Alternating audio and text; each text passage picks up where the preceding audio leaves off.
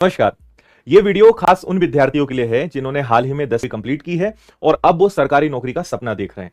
देखिए, अगर हम भारत की बात करें तो सरकारी नौकरी के लिए 10वीं के बाद से भी ऑप्शंस हैं, 12वीं के बाद से भी ऑप्शंस हैं। आज के इस वीडियो में मैं आपको जानकारी देने वाला हूं कि 10वीं के बाद, यानी अगर आपका सिर्फ 10वीं पास है तो आपको दोनों मिलाकर लगभग 15 से ज्यादा सरकारी नौकरियों के ऑप्शंस आज के समय में उपलब्ध हैं। तो पूरी डिटेल में मैं आपको सारी जानकारी दूंगा। क्या क्या पद होते हैं, योग्यता क्या मांगी जाती है, सैलरी कितनी मिलती है, क्या पढ़ना होता है, एग्जाम का पैटर्न क्या है। तो ये वीडियो आपके लिए बहुत काम का रहेगा, पूरा वीडियो देखिएगा। तो आइए शुरुआत करते हैं। सबसे पहले हम 10वीं के बाद जो परीक्षाएं आप दे सकते हैं उसकी जानकारी मैं आपको दूंगा। देखिए, आपको एक तो पता होना चाहिए एसएससी के बारे में। जिनको कुछ भी नहीं पता है, पहले मैं एसएससी बता दूं कि एसएससी क्या होता है।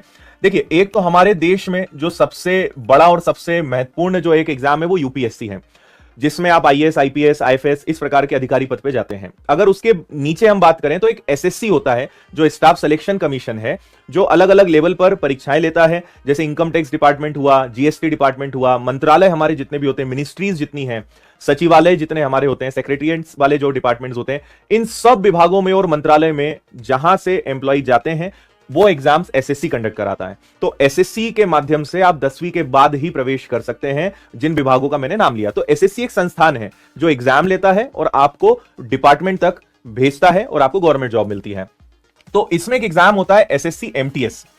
इसमें कौन कौन से विभाग आते हैं, बहुत लंबी लिस्ट है, करीबन 25 से 30 विभाग आते हैं। मैंने यहाँ पे मेन लिखे हैं, है ना। जो मैंने बताया कि सचिवालय हो गया, डायरेक्ट टैक्स वाला जो डिपार्टमेंट हो गया यानी इनकम टैक्स हो गया, इसके अलावा आपका केंद्रीय उत्पाद सीमा शुल्क। तो जितने भी मंत्रालय हैं आप तो ये समझ लीजिए, जितनी मिनिस्ट्रीज है वो सब इसका हिस्सा है। जितने बड़े बड़े आपने विभाग सुने हैं वो सब इसका हिस्सा है।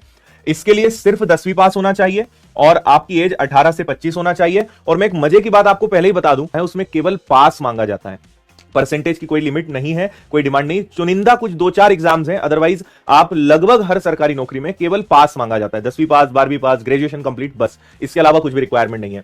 तो एज यहां पर है। अगर आप एसएससी का एमटीएस का एग्जाम देते हैं तो आपकी सैलरी जो शुरुआत होगी वो लगभग 22 से 25 हजार के आसपास होगी। देखिए, इसमें आपको 4 विषय पढ़ने होते हैं मेनली। सबसे पहले एक मैथ्स होता है, एक रीजनिंग होता है, जीएस होता है, जनरल स्टडीज, जनरल अवेयरनेस, और एक आता है आपका इंग्लिश। अभी आप बस मोटे मोटे सब्जेक्ट्स को समझिए। तो इसमें पहले एक आपका ऑनलाइन एग्जाम होता है, इसके बाद आपका फिजिकल टेस्ट होता है, वो भी हवलदार्स के लिए, और इसके बाद आपका डॉक्यूमेंट वेरिफिकेशन और ज्वाइनिंग। ठीक है, ये हो गई एसएससी एमटीएस। इसके बाद अगर हम बात करें एसएससी जीडी, अगर आपका सपना है आर्मी में जाने का तो ये सारे BSF, CISF, CRPF, ITBP, SSB, SSF, इन सब में अगर आपको कांस्टेबल बनना है, आरक्षक बनना है, तो आप 10वीं के बाद भारतीय सेना में आरक्षक के पद पर रहते हुए, कांस्टेबल के पद पर रहते हुए अपनी सेवा दे सकते हैं। तो इसके लिए भी आपका सिर्फ 10वीं पास होना अनिवार्य है। 18 से 23 वर्ष आपकी उम्र होनी चाहिए और शुरुआती सैलरी 21,000 से 24,000 होती है। और ये सैलरी बहुत डिपेंड करती है आप किस शहर में है, किस जगह पे पोस्टिंग मिली है, और सैलरीज और फैसिलिटीज जुड़ के इससे भी ज्यादा होती है। मैं आपको एकदम मिनिमम बता रहा हूं, इससे ज्यादा ही आपको मिलेगा। और इसमें सुविधाएं और अलग अलग जो अलाउंसेज होते हैं, भत्ते होते हैं, वो सब इंक्लूड नहीं है, वो और अलग है। तो आपकी सैलरी ज्यादा ही बनेगी जो आपको यहां पे दिख रही है। तो इसके लिए क्या होता है, पहले कंप्यूटर बेस्ड एग्जाम होगा यानी ऑनलाइन एग्जाम होगा, उसके बाद आपका फिजिकल टेस्ट, मेडिकल टेस्ट और डॉक्यूमेंट वेरिफिकेशन। और इसमें भी आपको वही 4 विषय पढ़ने हैं। इंग्लिश, इसमें एक अच्छी बात यह है कि अगर आपका इंग्लिश कमजोर है तो यहां पे आप हिंदी विषय चुन सकते हैं। इंग्लिश या हिंदी में से कुछ एक ले लीजिए। मैथ्स, रीजनिंग और जनरल अवेयरनेस यानी जनरल स्टडीज। इस जनरल स्टडीज अवेयरनेस का मतलब हिस्ट्री, ज्योग्राफी, पॉलिटी यानी इतिहास, भूगोल, संविधान, फिजिक्स, केमिस्ट्री, बायोलॉजी, पूरा साइंस आएगा, करंट अफेयर्स आएंगे, स्टैटिक जीके आएगा, ये सब इसके अंतर्गत आता है। यहां पे टोटल आपको 80 प्रश्न मिलते हैं, 60 मिनट का आपके पास समय होता है। इसके बाद अगर बात करें, जैसे आरपीएफ कांस्टेबल की हम बात करते हैं, ठीक है, तो आप इसमें भी जा सकते हैं। आरपीएफ कांस्टेबल यानी रेल में, रेल मंत्रालय जो हो गया, या आप जब भी रेलवे स्टेशन पे जाते हैं तो वहां पे जो पुलिस वाले होते हैं, तो या तो वो सब इंस्पेक्टर होंगे, एसआई होंगे, या कांस्टेबल्स होंगे। तो अगर आपको रेलवे की पुलिस में बोल सकता हूं आसान भाषा में, रेलवे प्रोटेक्शन फोर्स कहते हैं, उसमें अगर आपको कांस्टेबल बनना है तो उसके लिए भी रेल मंत्रालय के अंतर्गत आएगा। 10वीं पास चाहिए, 18 से 25 आपकी उम्र होनी चाहिए। एक और बात बता दूं, कैटेगरी वाइज रिलैक्सेशन अलग है, ये मैं जनरल का बता रहा हूं। अगर आप एसटी, एससी, ओबीसी से हैं तो इसमें और एज रिलैक्सेशन मिलता है, किसी को 3 साल, किसी को 5 साल। तो आप और ज्यादा एज के हो चुके हैं अगर, तो भी अप्लाई कर सकते हो, कैटेगरी पर डिपेंड करता है। इसकी स्टार्टिंग सैलरी भी आप मान के चलिए 26,000 से 30,000 के आसपास इसकी स्टार्टिंग सैलरी रहेगी।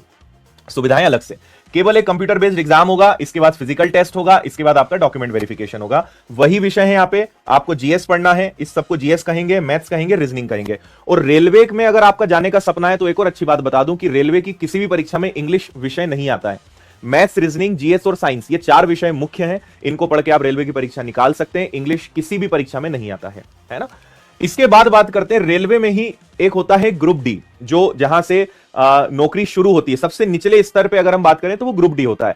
तो उसमें भी आप यहां पे देख सकते हैं जो इस प्रकार के असिस्टेंट होते हैं, हेल्पर होते हैं, जो सभी प्रकार का जो काम करते हैं असिस्टेंट लेवल पर, क्लेरिकल लेवल पर, वो ग्रुप डी के अंतर्गत आते हैं। इसकी परीक्षा भी इस साल होने वाली है।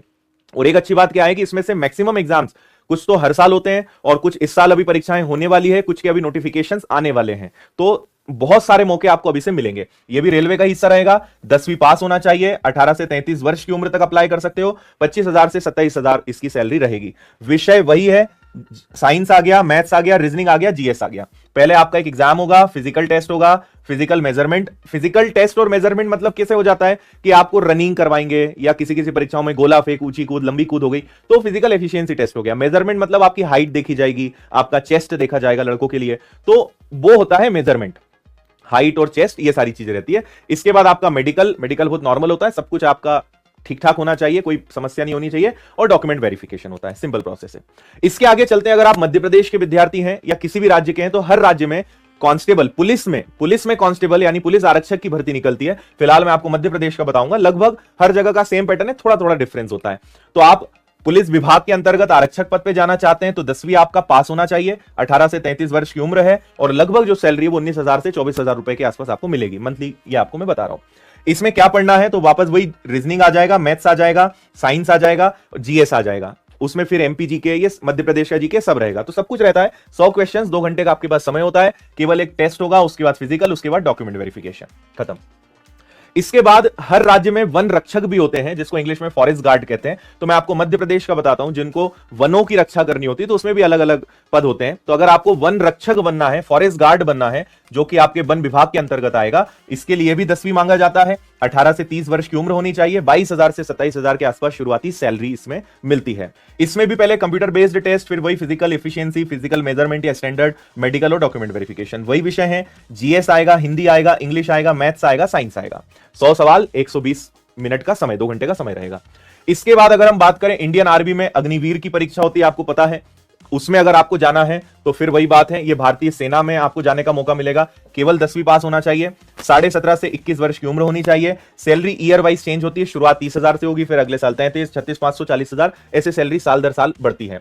पहले आपका इसमें फिजिकल फिटनेस टेस्ट होगा और फिजिकल मेजरमेंट होगा, उसके बाद मेडिकल होगा और सबसे आखिरी में आपका रिटर्न एग्जाम होगा। उसमें भी वही जीएस, साइंस, मैथ्स और रीजनिंग, 50 क्वेश्चंस आपके इसके टोटल रहने। बहुत इजी पेपर आता है। मेन इसमें फिजिकल का रोल है। ईएसआईसी एक होता है जिसमें एमटीएस की आपको जॉब मिलती है।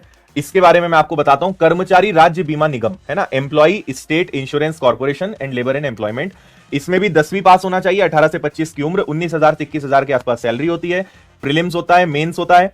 प्री में आपका यहां देखिए मैथ्स, इंग्लिश, जीए और रीजनिंग आएगा। ये क्लियर करने के बाद आपका एक और एग्जाम होगा, उसमें भी रीजनिंग, जीए, मैथ्स और इंग्लिश आएगा। 2 एग्जाम होंगे। इसमें कोई मेडिकल या बाकी कुछ नहीं होता है, direct document verification. Sorry, medical तो होगा, फिजिकल नहीं होगा, मेडिकल होगा, डॉक्यूमेंट वेरिफिकेशन होगा, ज्वाइनिंग आपको मिल जाएगी। तो ये वो परीक्षाएं हैं जो 10वीं के बाद आप दे सकते हैं और सरकारी नौकरी ले सकते हैं। और लगभग सभी में 20-25 हजार रुपए महीने से आपको मिल जाएगा। मतलब सोचिए 10वीं पास और लगभग 20 से 25 हजार रुपए महीने की सरकारी नौकरी आपको मिल सकती है, अगर समय से तैयारी शुरू कर दें और समय पर अगर जानकारी मिल जाए तो। कई लोग होते हैं जो करीबन 25 साल के हो जाते हैं, 26 साल के हो जाते हैं या और ज्यादा की उम्र हो जाती है, और बाद में वो परीक्षा देते हैं जो 10वीं पास करके दी जा सकती थी, क्योंकि उन्हें किसी ने बताया नहीं।